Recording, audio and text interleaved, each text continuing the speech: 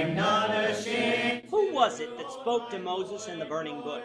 This is the question that we seek to answer today as we continue our verse-by-verse study of the book of Exodus on walking through the Bible. His word, the glory of his cross. If you have a Bible with you, you can turn to Exodus chapter 3. We're going to be reading from verses 1 to 6. If you don't have a Bible, don't worry. Just follow along with us on the screen. The version that we'll be reading from is the New King James Version. So, Exodus chapter 3, beginning at verse 1. Now Moses was tending the flock of Jethro, his father-in-law, the priest of Midian. And he led the flock to the back of the desert and came to Horeb, the mountain of God. And the angel of the Lord appeared to him in a flame of fire from the midst of a bush. So he looked, and behold, the bush was burning with fire, but the bush was not consumed. Then Moses said, I will now turn aside and see this great sight, why the bush does not burn. So when the Lord saw that he turned aside to look, God called to him from the midst of the bush and said, Moses, Moses. And he said, Here I am.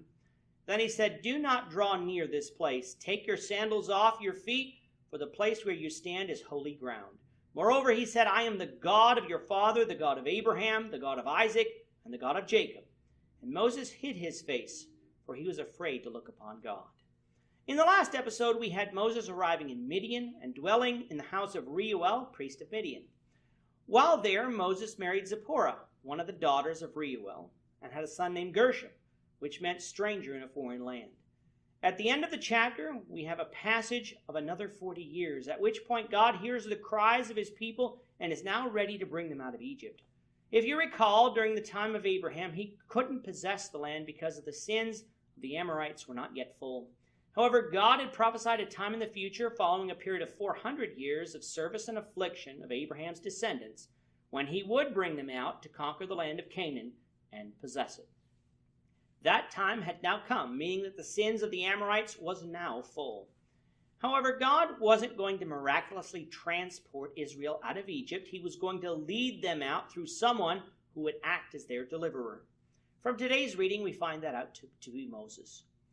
For the first 40 years of Moses' life, he grew up in the luxuries of Egypt. For the last 40 years, because he murdered an Egyptian, Moses spent his life as a shepherd of his father-in-law Jethro, the priest of Midian.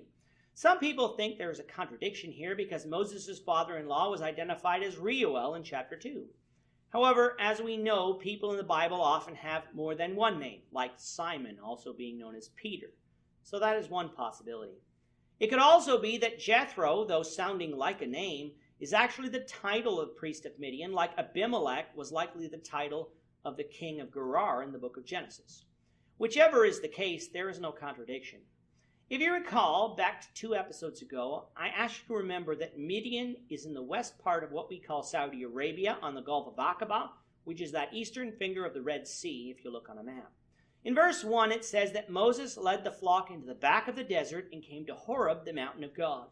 Mount Horeb is also called Mount Sinai, where the children of Israel would come after leaving Egypt.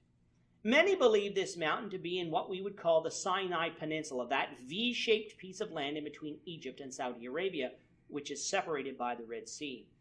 If that is true, however, what is Moses doing so far away from Jethro, who dwelt in Midian?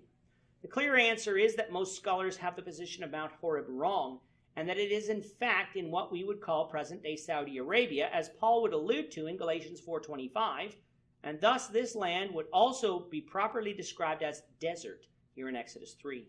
Here we have an angel of the Lord appearing to Moses in what we call the burning bush. If you recall from our study of Genesis, angel of the Lord oftentimes meant God himself, something that the context would make clear if it is true.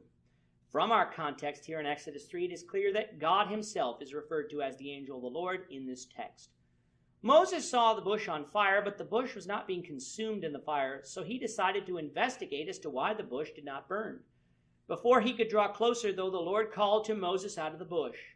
Now, I'm sure Moses was not expecting this, and so he responded to the voice. God told Moses not to come any closer, but to take the sandals off of his feet, for the place that he was standing was holy ground. God then identified himself to Moses as the God of Abraham, Isaac, and Jacob.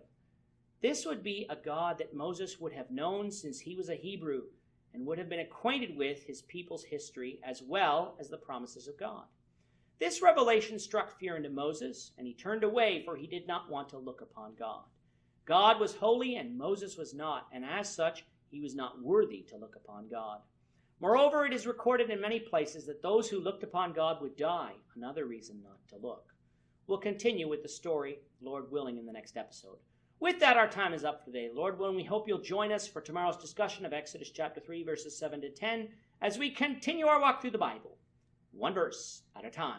I'm not ashamed. Thank you for watching today's episode. We hope that you found it edifying and ask that you not only subscribe to our channel and podcast, but that you like and share this episode among your friends, so that the saving gospel of Jesus Christ can go out to the whole world.